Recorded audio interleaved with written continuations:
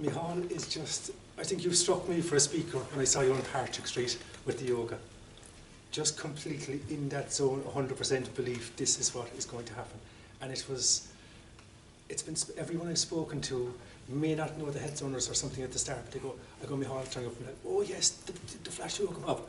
Everybody knows that. That's a new pattern. That's something that Cork hasn't seen. Keep it up.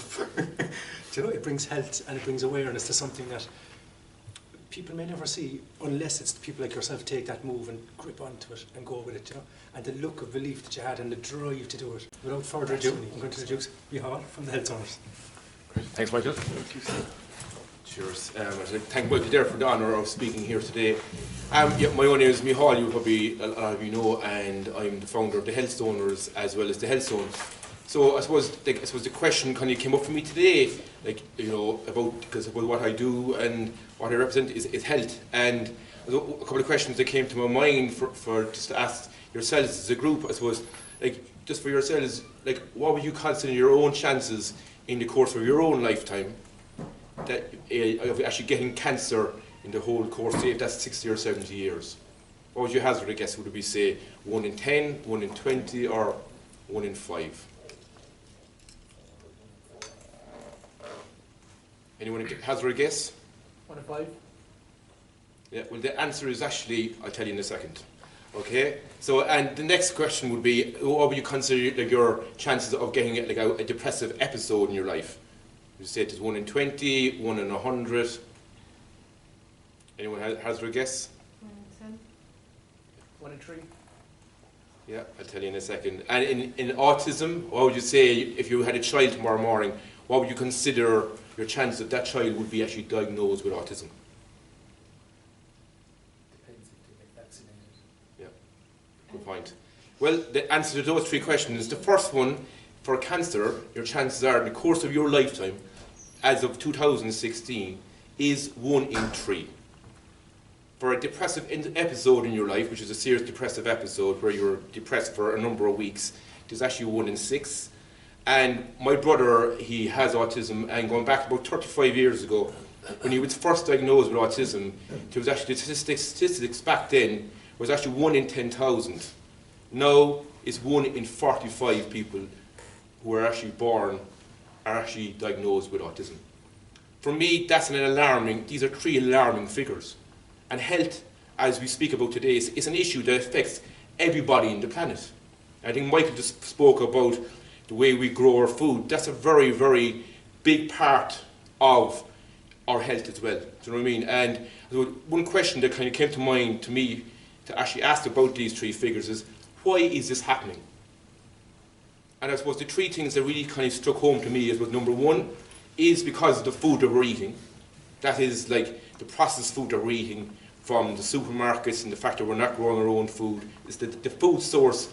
That's a big contributing factor to a lot of these, both the cancer, the depression, as well as the autism. And the second reason would be the lifestyle. Like if you compare our lifestyle in comparison to our parents, say going back 30 or 40 years ago, our lifestyle is a lot more stressed. Even though we have so many modern conveniences at our fingertips, it's a more fast-paced life, you know. And that's another country, because I firmly believe our bodies aren't built for the stress, you know. And when our bodies are under stress, it reduces our ability to heal ourselves. So and it reduces our immune system within ourselves as well. So if there's a disease out there in the planet or in the environment that you're in, and you're under stress, you're stressed with work or with your life or whatever, the impacts of that is that you're more likely to get that disease or that sickness because your immune system is down and you're more susceptible to attack as well. So I suppose that kind of leads on to why you might say, well, what is the Health Owners about? Well, for me, the Health Owners is, I suppose, 3 things really. But the first thing is bring people together who will collectively create a community for change, for transformation, because I don't believe in the power of one. I believe it's in the power of many. The power, like, do you know what I mean? People say to me, oh, you're a great man for setting up the Health Owners. I'm not a great man at all. The reality is I'd be none of this if it wasn't for the power of the people who came out and supported every night, who came out and supported the flash mobs, who came out and support things on the internet or whatever. Do you know what I mean? So we're all co-creating it. We're all creating this. It's just a name of whatever you want to call it. Do you know? And I feel the time has come in the society that we're living in, especially in Cork. There's a time for change. People want more in their lives.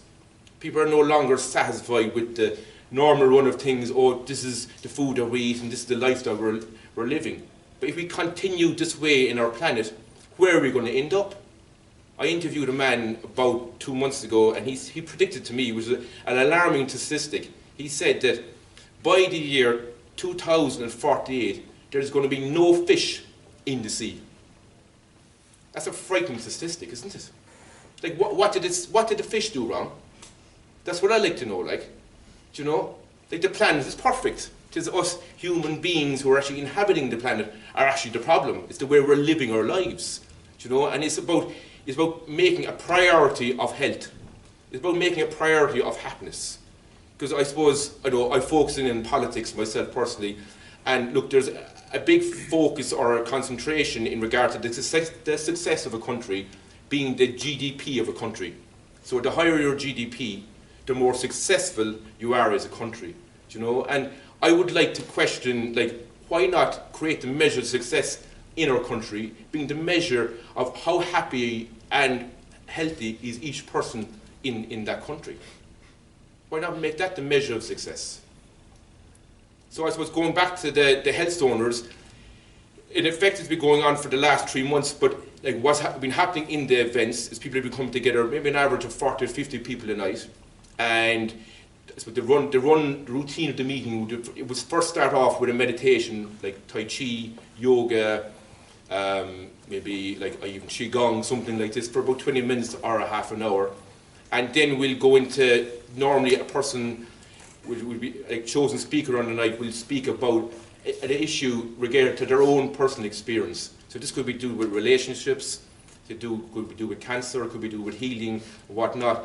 And I suppose the reason I asked the speakers to come, not to come from an advice sort of place, but could come from their own personal experience, because I feel as people we best relate when people come from their own personal experience. Do you know, like, look, we all have heard the sermons on the altar, and how many of these sermons actually really worked in our lives, you know what I mean? But I think that's how we really connect as people. And then, like, the format of the meeting goes on, then normally we'd have a break, we'd watch a TED Talk related to the theme of the night, and then we'd have a final speaker as well. And I suppose just to share with you, you might ask me, well, why are you interested in this area? How did you get into this and the whole lot? But I suppose my own personal journey, I suppose it's been a big time interest in personal health, personal development and health for the last number of years. But I suppose I had my own difficulties in health, and my family had their own difficulties in health as well. And I suppose going back 2 years ago, it really highlighted for me, like I was working in a recruitment job, sales and marketing, and I suppose the reality is at the time my heart wasn't in the job, I wasn't happy, and I wasn't living a very healthy lifestyle either. That's the reality. And I was in my mid-30s, and I was saying, well, if I continue like this, I probably won't see a day past 50. That was the reality. The writing was on the wall for me. So I suppose as life happens, I got an invitation to go to South Africa for a two-week holiday with my friend. I decided to go. I went down there for 2 weeks. Making a long story short, my friend down there convinced me to quit the job and stay down in South Africa. So I ended up staying down there for a couple of months. And I decided from there to go on to India for 6 months. And while I was in India, I wasn't just hanging out in Goa, drinking cocktails and doing whatever else down there.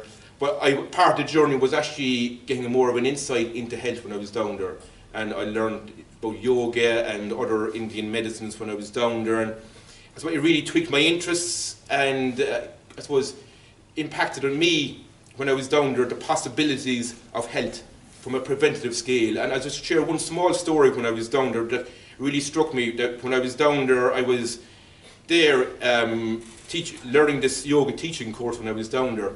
And I was there for about 3 weeks, and I was friendly with this lady from Japan.